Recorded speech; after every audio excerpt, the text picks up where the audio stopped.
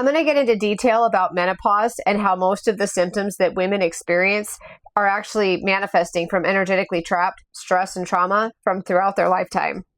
So I made a video about this that was a shorter video. It's only a couple minutes long. It's on my TikTok and my Facebook, but it's getting some incredible feedback. So I now want to take time to get into detail of exactly what I see throughout the energy body and what menopause looks like to me when I see it. I'm an intuitive health medium. Like, this is what I do. So just real quick, if you're new to my content, my business is to find your glow. My name is Chanel, and I'm an intuitive health medium. I'm a medium. I am all things energy. I'm also a soul light coach, and I do help people with their spiritual skill sets. And my expertise is reading the energy of homes and reading the energy on people and seeing where they have energetically trapped trauma and stress. And I do the same thing with homes, because a lot of times the physical issues in the home, such as plumbing issues, electrical issues, even foundation issues, that's energetically trapped stress and trauma in the house. Okay, so back to women and energy. And I'm going to talk about their energy first, and then we'll go from there. But women do vibrate at a higher energetic state because they're more intuitive. They're dialed into their environment because they adapt and they react much quicker and more intuitively. But they also, some women do have empath abilities, which it is more common in women than men. And being an empath means you're absorbing someone else's energy. Like, it literally becomes part of your energy body. And I do see this a lot with women clients who are in toxic marriages. I'll feel their illnesses, and the illnesses that they physically have actually belong to the husband's trauma and stress, which is why the marriage is unhealthy, because he's got all these habits and behaviors that are toxic. And the wife is adapting and reacting to these behaviors, and that adapting and reacting through what she's allowing him to do in the relationship because she's trying to just maintain a sense of peace. Those illnesses come to her through absorbing the energy and the trauma and the stress that's in her spouse's energy. So I'm going to get into detail with the symptom that's the most obvious for me when I'm reading energy is emotional purging and the mood swings. Okay. I'm going to tell you right now, woman to woman, your emotions and those feelings that come through, it's absolutely not from being hormonally out of balance and just some random emotion that just came from nothing. Absolutely not. It is something suppressed energetically from a time when emotions were not allowed, like there was no room to emotionally react. So they were suppressed. And of course, in toxic marriages where you're literally in a state of fear, especially with covert narcissism, or in marriages where you're micromanaged or controlled, you suppress your voice, you suppress emotions. Around our kids, we don't want our kids to see us cry, so we suppress our emotions. Like, I can't tell you how many times I've seen in a woman's energy that she's in the corner of her house. It's usually the laundry room or the bedroom. Even one woman, it was her walk-in closet, where they sit alone and they cry because they weren't allowed to cry through whatever event was taking place. So they remove themselves. It's like they cry later, but they suppress the emotions at the time of the event. So as those emotions come through that belong to the past, our mood shift, because the mood we're feeling also belongs to the past at the time when we had to suppress that emotion. Because how many times, and I know women will feel this, we basically have to put on a mask and become something else so that we can adapt to what we're going through. And in the process that we do that, we suppress our feelings, we suppress our emotions. And there are so many women out there that this becomes so consistent that it's now their lifestyle. And by the time they reach the age of menopause, they almost don't know who they are. They're lost in their identity. And one of the things you can do that will help with these emotions, talk to them, because the emotions belong to the past, but you're feeling them in the present, which is okay. It's necessary. You got to get those emotions out of your body because the emotions are what turn into illnesses and disease. So talk to them. And what you do is whatever comes to your mind first, go back to that event where those emotions were suppressed. Allow yourself to feel them now. But as you revisit that event, don't revisit as like a victim and, oh, I should have done this better. I wish I would have done that. Or, oh my God, I feel so guilty. Like, that's trash energy. Don't allow yourself to feel that. Look back at that event as an observer, because now what's happening is that event is your teacher and you're the student and you're observing what's going on so that you can heal and let go and learn from it, and then leave all those emotions in the past and what comes through in the present, just send them out to the universe and get it out of your body. Okay, now bear with me on the emotions because it's a chain reaction. Because women hold in so much. There's just so much. But also emotions is weight gain. If we hold too much emotionally, we gain weight. And the weight for the love of all things holy does not come off. And the reason is because when we carry emotional weight, the body feels that physically. It feels the emotional weight. It creates a stress response. In comes cortisol. So that's where the weight comes from, because women, especially when I'm reading their energy, it's usually the women that become more submissive. They suppress their voice. They become agreeable, usually with their spouse. They almost just kind of adapt to what makes him happy, and they disregard what makes them happy because they're just wanting to maintain a sense of peace.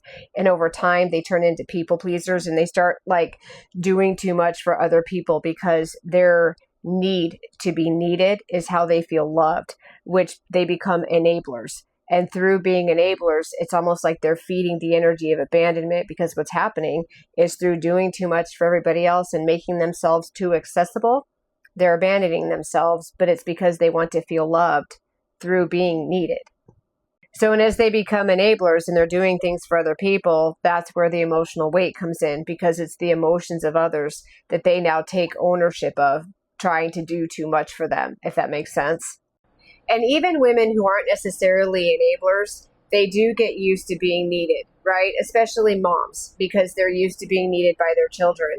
They're used to being needed by their husband. They're used to the family needing them, whether it's the in-laws or their own family, right? They get used to being needed. And through that energy of feeling needed, they get conditioned to just be available. And through being available, the energy of whoever they're available to, those emotions come to them. And again, that's where the emotional weight comes in. Now, with the chocolate cravings, the salty snacks, craving sweets, wanting to eat at night, that resonates with the heart chakra. And here's why. When we eat chocolate, or sweets in general, but chocolate especially, our body secretes the hormone oxytocin, which is the love hormone. It's the same hormone that's secreted when we feel loved or we're hugged. And the chocolate craving is where love was vacant. Now, what's happening and why it comes through so strong during menopause is because in the past, if a woman is in fight or flight survival patterns, they're not paying attention to their heart. They don't realize love is not available. They're not paying attention. They're surviving. They're adapting to an environment. They're in different patterns and behaviors where the energy around the heart is totally suppressed. It's almost like it's numb. And by the time they come to menopause, the emotions coming through, the feelings coming through, the mood swings, now they're feeling their heart. That's why the cravings come through. Now, along with avoiding the heart and not paying attention to their thoughts and emotions, the same thing can happen with thoughts, which takes me to the next symptom, is when a woman goes to bed, her mind floods and she has a hard time falling asleep, or she even wakes up in the middle of the night and it's almost like she feels distracted. It's like she feels like she has something to do. That's all from the past as well, because what's happening is there's times in your past where you had thoughts, you had feelings, but you didn't have time to process or digest. You just reacted and then you adapted. And next thing you know, you never really got to think about it. All those thoughts come through. And that's where you get into the, I should have done this better. I could have done that. And it's almost like the regrets come through, or processing different things. And you really are starting to think about events and process and feel what happened years ago. Now, what's happening with those thoughts and those feelings in general, women get conditioned to be disturbed. We get used to being interrupted. So it's very normal to not finish a thought, not process our thinking. We suppress, we react, we go. So when we come into the, menopause age, kids are grown. People don't need us as much. People have kind of spread out. Things have changed. We're not as needed. Now we have time. We have space available. There's nothing to disturb us. So it's like we disturb ourselves through the symptoms of menopause with the emotions coming through, the thoughts that we finally have time to digest and process, even if they were 20 years ago. They visit us right before we fall asleep because we're not in a state of disturbance. We're resting. The mind wakes up. Now, the next thing I want to touch up on that I feel is kind of sensitive, but a lot of women will resonate with this, but identity. A lot of times women just lose their identity through becoming wives and becoming mothers, becoming submissive to adapt to an environment. Maybe they're in a marriage that isn't emotionally fulfilling, but they're adapting to not having their emotional needs met, and they lose sight of their identity. And then when the kids move out, or, things change with the husband, whatever experiences they have right around the age of menopause, they start to realize, wait a minute, who am I? Now, with the identity, that's the energy of the solar plexus chakra that sits right behind the stomach. So that energy of not understanding your identity or feeling like you don't know who you are anymore. I've had sessions with clients, with women, and it's so sad because sometimes they're like, I don't even know what makes me happy. I've made everybody else happy for so long. I don't know what makes me happy. And they're also the ones that have the weight gain that they can't get rid of, but they also have stomach issues, celiac issues, or like gluten intolerance, food allergy issues, and different things like that, because the solar plexus energy center, the solar plexus chakra, that's the energy center. It sits right behind the stomach. It's completely depleted because it's the energy of identity. And these women who have these gut health issues, they're lost in identity. So if you're a woman and you're going through menopause, give yourself grace. Be very patient with the symptoms and all the things that are going on with your body, because basically what's happening is your energy is recharging and your body physically is resetting, and which is why you're also not as resilient, because you become energetically depleted from having to use so much energy throughout life as a woman. So give yourself that time. Self-care is so important. Self-care is not a luxury. A spa day, that's a luxury. That's not self-care. Self-care is taking time to chew your food. Checking your breathing every day. Are you shallow breathing? Are you holding your breath? Are you clenching your jaw? Those are all stress responses. Those are signals that let our brain know we're in a state of stress. If you're not in a state of stress anymore, allow yourself to breathe long, slow, deep breaths. Unclench your jaw throughout the day. Check your breathing. Check your jaw. Make sure that your jaw's unclenched and you're breathing. Another thing that you want to do for self-care, here's where I kind of get preachy, sorry.